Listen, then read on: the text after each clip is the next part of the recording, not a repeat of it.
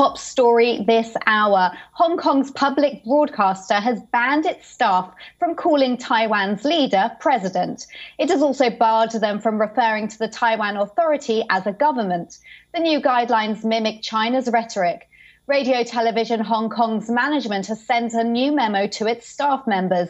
It has issued a new style sheet on how to refer to Taiwan.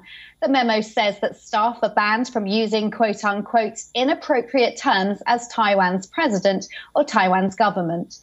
It said, and I quote, inappropriate terminology such as country, Republic of China, or ROC must not be used when referring to Taiwan. Under no circumstances should Taiwan be referred to as a sovereign state or perceived as one. The new ruling comes days after a prominent pro-Beijing politician in Hong Kong accused the broadcaster of breaking the law in how it describes Taiwan. Many international media outlets have style guides that say Taiwan should not be described as a country. The argument is that the vast majority of nations do not recognize Taiwan as such.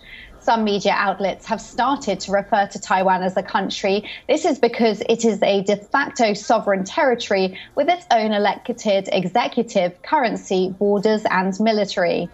Meanwhile, Hong Kong National Security Police have arrested a former editor of now-defunct pro-democracy newspaper Apple Daily.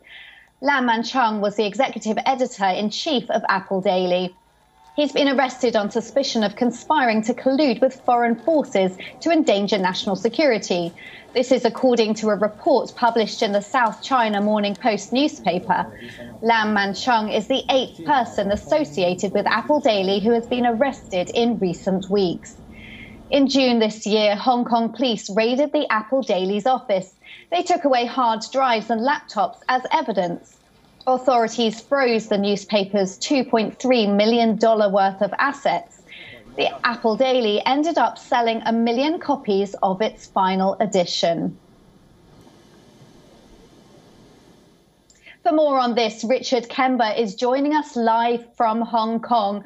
Richard, the Hong Kong broadcaster has banned Taiwan government references in a memo to its staff. Is this another tactical move by China to crack down on Taiwan?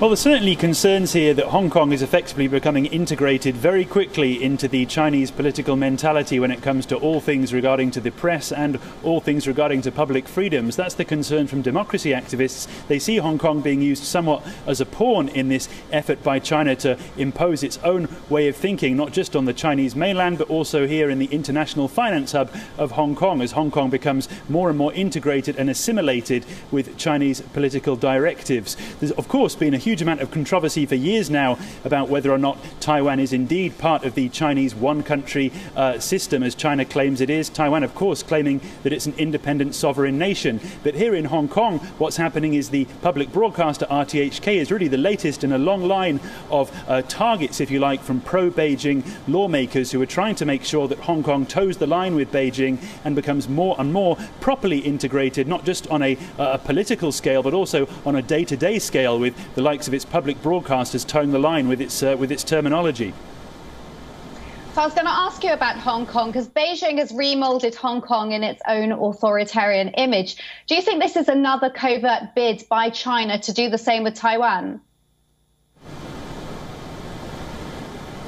Well, that's certainly the concern from people who are worried about Taiwan's future. The pro-Beijing side say that Taiwan, just like Hong Kong, is what they call an inalienable part of the one-country framework that China claims over Hong Kong as well. But of course, in the last couple of years, with everything that's happened here in Hong Kong, that's been a very controversial topic that's won international sympathy from Europe and from the United States, who have, generally speaking, been backing up Hong Kong's effort to try and maintain some degree of democratic autonomy. It's a little bit more nuanced with regards to international support when it comes to Taiwan, because there's a huge amount of sensitivity there and a potential real world impact should there be any kind of military tussle over Taiwan. But from the Chinese perspective, it has never ever conceded any ground on this and has said straightforwardly throughout all of the debates that have taken place on this issue that Taiwan is absolutely part of its territory. What's not really ever been clear is whether or not it's ever really going to be prepared to take any military action to secure that.